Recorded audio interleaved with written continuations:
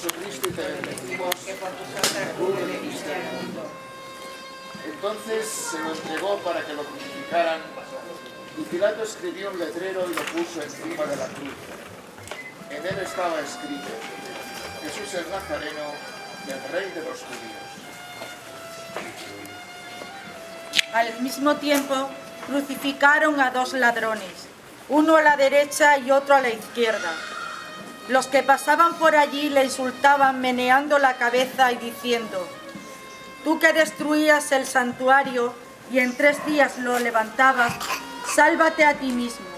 Si eres hijo de Dios, baja de la cruz». Igualmente, los sumos sacerdotes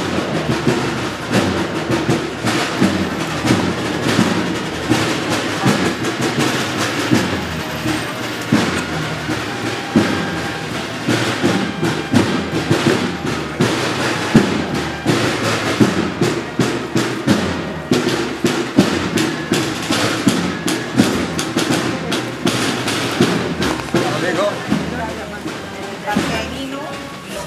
luego ya la